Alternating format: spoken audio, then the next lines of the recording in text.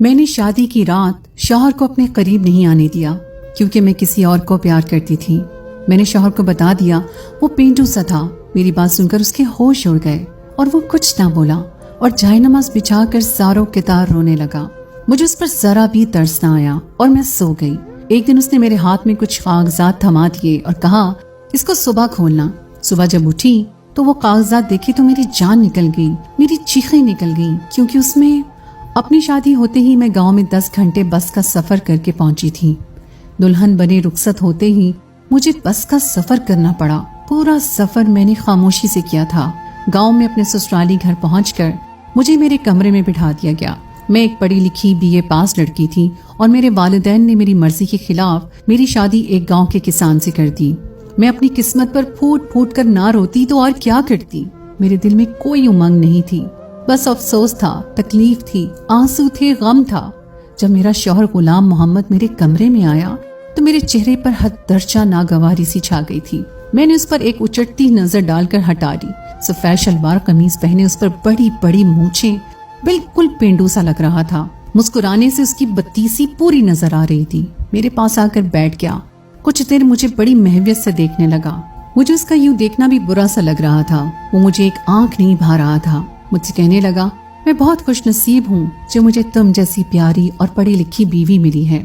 میں نے اس کی بات سن کر ایک تیکھی نظر اس پر ڈالی اور کہا اور میں بہت بدقسمت ہوں جو مجھے ایک جاہل، گوار اور پینڈو شوہر ملا ہے۔ میری بات سن کر اس کے چہرے کی رنگت بدل گئی تھی۔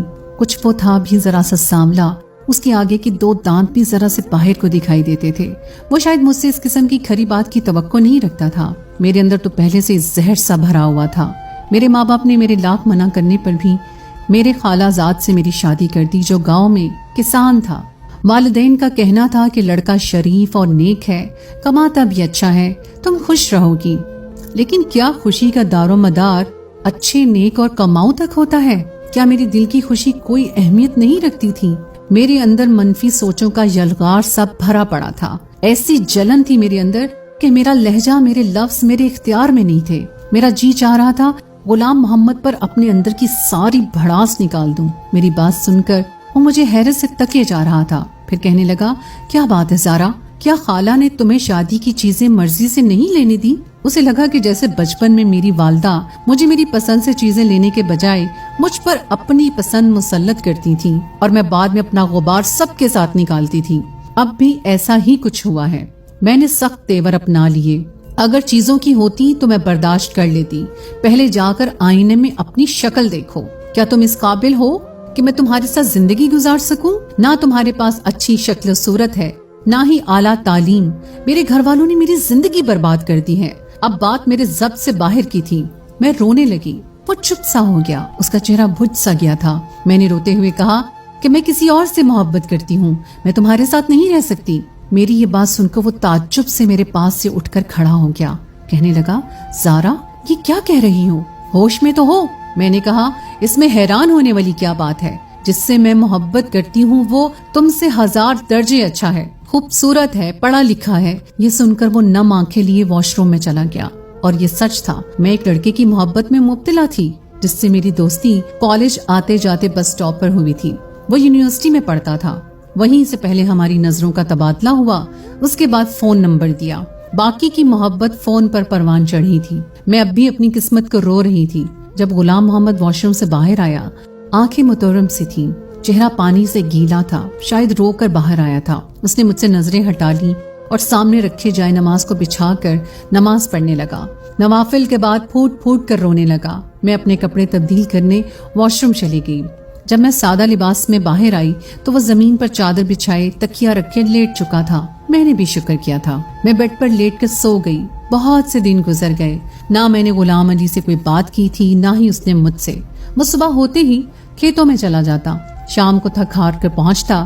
اس کے مٹی اور کھاد سے گندے کپڑے اور چہرے پر بہتے پسینے کو دیکھ کر میرا جی اوبنے لگتا۔ میں اسے بڑی حقارت سے دیکھ کر منہ پھیر لیتی۔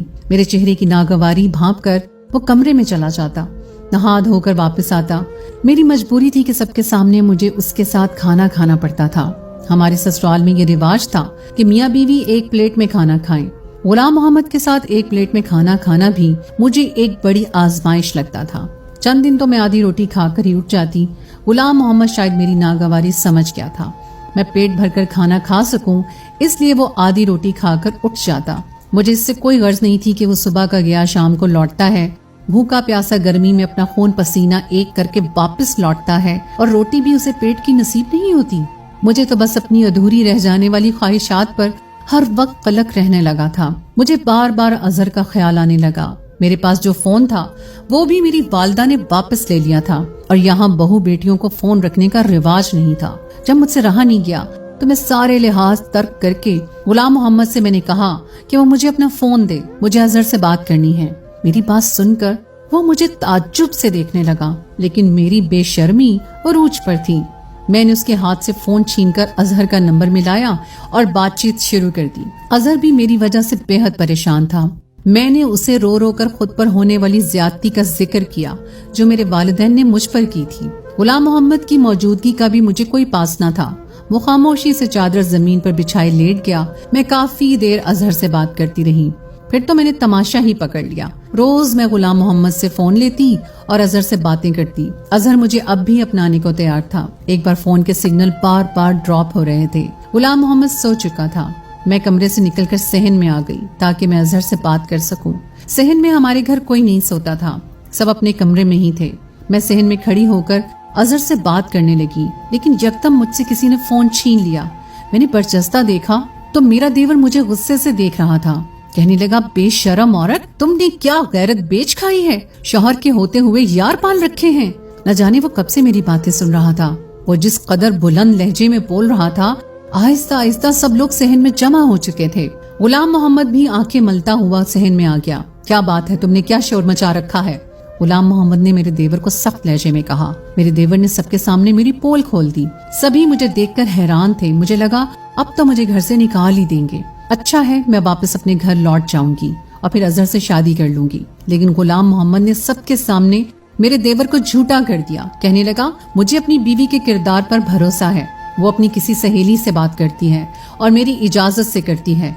खबरदार जो किसी ने मेरी बीवी पर शक किया या उसके पाकीज़ा किरदार पर उंगली भी उठाई तो। चंद जुमलों में ही सबको वो समझा चुका था। बात वहीं खत्म हो गई, लेकिन मुझे इस पर और भी गुस्सा आने लगा। मैं कमरे में आकर उससे झगड़ने लगी। मैंने कहा, तुम होती कौन हो मेरे बारे में ये कहने वाले? अच्छा खासा मेरा रास्ता साफ हो रहा था। तुम अपने भाई की बात पर एतबार करके मुझ पर इल्जाम लगाकर मुझे निकाल सकते थे। तुम जानते हो कि मैं किससे बात करती हूँ। मैं यहाँ से वापस चली जाती। मेरे माँ बाप को मजबूरन मेरी शादी अजहर से करवानी पड़ती, लेकिन तुम्हारी इन बातों ने मेरी राहें बंद कर दी। तुम मेरा पीछा छोड़ क्यों नहीं देते?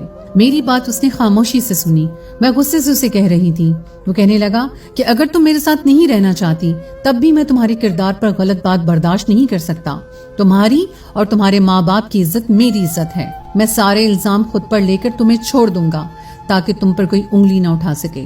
2-3 दिन में तुम्हें खुद शहर लेकर जाऊंगा। अगर वो लड़का तुम्हें इज्जत से अपनाने को तैयार है, मैं खुद पर इल्जाम लेकर तुम्हें खाला के घर छोड़ दूंगा और बाद में तलाक भी भिजवा दूंगा। गुलाम मोहम्मद की बात सुनकर पहली बार मैं लाजवाब हुई थी। वो कम तालीम याफ्ता था, अनपढ़ था, बिल्कुल अंगूठा छाप था, लेकिन इज्जत गैरत का मतलब अच्छी तरह से जानता था।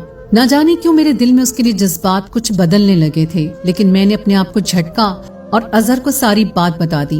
वो तो सुनकर खुश हो गया। कहने लगा, तुम शहर में आ जाओ और अपने कजन से तलाक ले लो। हम पहले कोर्ट मैरिज करेंगे, तुम मेरे पास ही रहना। बाद में तुम्हारे माँ बाप हमें अपनाने के लिए मजबूर हो जाएंगे।